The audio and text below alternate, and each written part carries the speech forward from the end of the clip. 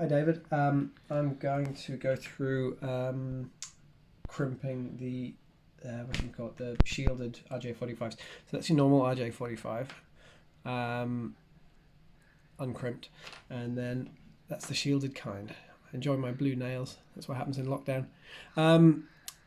So it's got the shielding around here, and there's if you look in the back there, those are the shielding contact points. So when the crimp pushes through here, it's going to crimp the whatever is it's going to crimp whatever's there against those contact points. So we have to make sure some shield is in that point.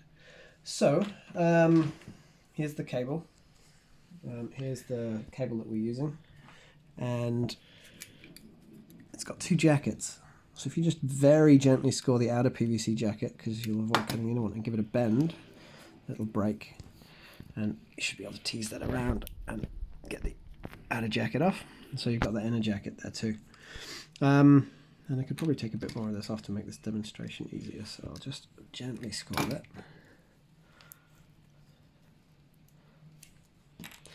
Yes, the inner jacket is your normal sort of indoor CAT5 shielded PVC.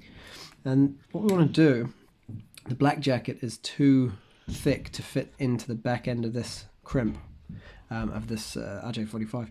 So what we want to do is have a little bit of the grey PVC going inside the RJ45, but really only enough.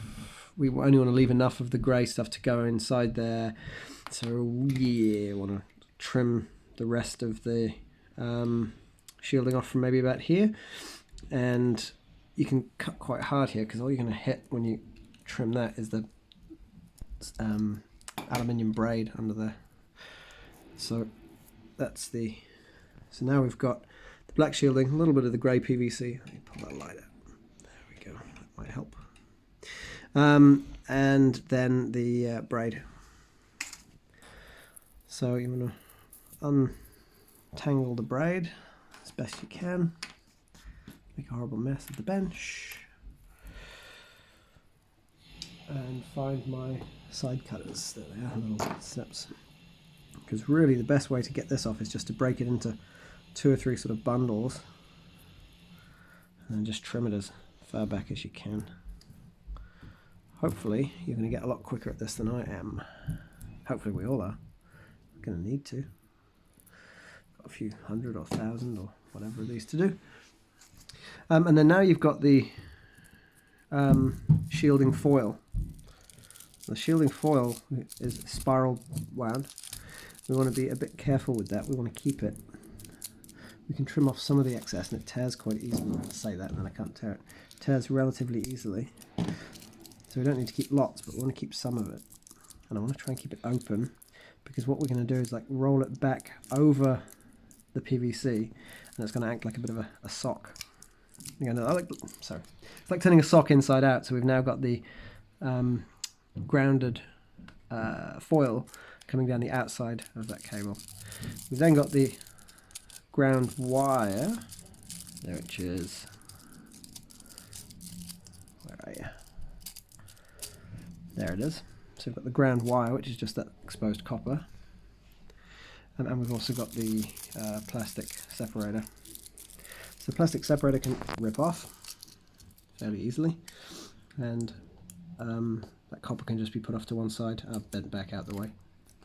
So now it's the good old-fashioned unwind of these, just like you would with unshielded cable. And I saw a trick to do this actually the other day. If you get a piece of your spare jacketing, you can sort of, the pros make this look quick, you can sort of twist it on and slide it down. I'm not sure it helps. I'll just unwind it the old-fashioned way. And I'm doing this for camera, so I assure you I am a lot faster at this when I'm not doing it at a funny angle. And maybe I will just pause in a second. Actually, I won't yet. I will keep unwinding these. The order that we're going to lay them out in, from left to right, is there are 2 standards, and I forget what their names are, but we're going to use the more common standard. So the order of the cables is stripy orange, orange, stripy green, blue, stripy blue, green, stripy brown, brown. Come on. I think the painted blue nails don't help either.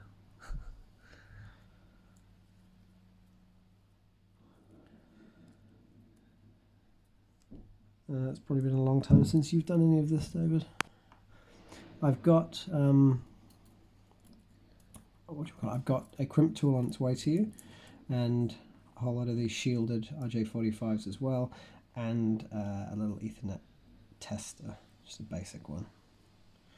Well, so now we've got these unwound, we just give them the old straightening out treatment, get rid of the kinks.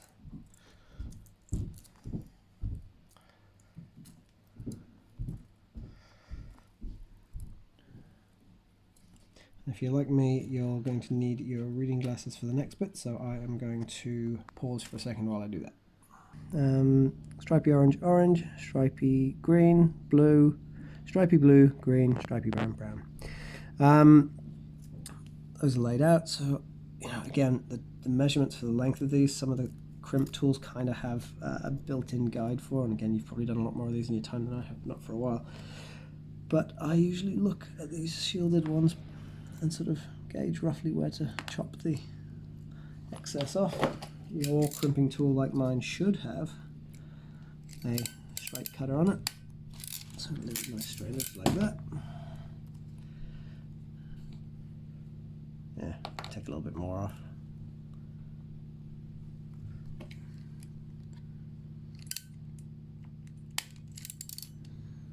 And here's when the new stuff happens. So we've got the ground wire here and we've got the foil around the back, and note that I've arranged these wires so that the foil is around the back, because when this goes on, the ground contacts, which you can see inside there, are on the back side, so they're going to press up against that foil.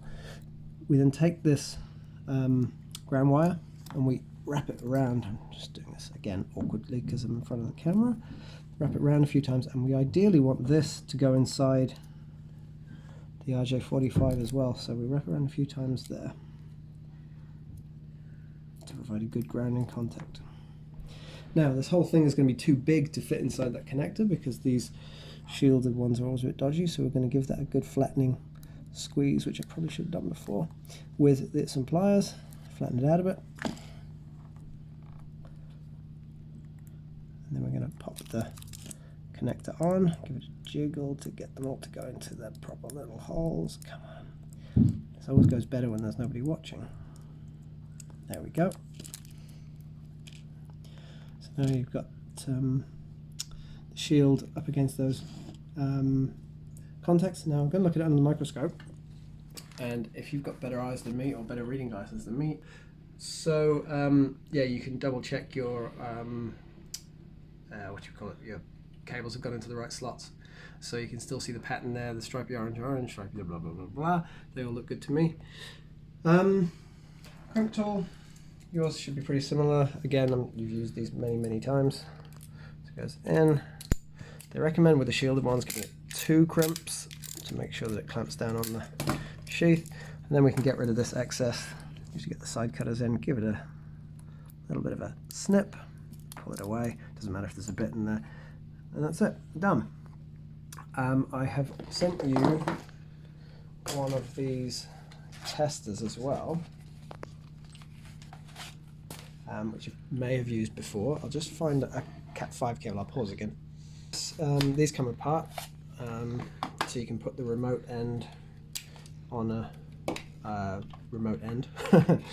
You can put the local end on here, and they've got a really janky little switch, and you can see it runs through and tests all of the lines. You can see those on the remote end lighting up as well, so that you can verify the cable. This one, this final position should be for the shield. I'm testing it with an unshielded cable, but when I have tested it with shielded, it doesn't work on mine. I think it is labelled shield on the one I've sent you, so with any luck it'll work a bit better than mine does. And I think that's everything. Let me know if you've got any questions.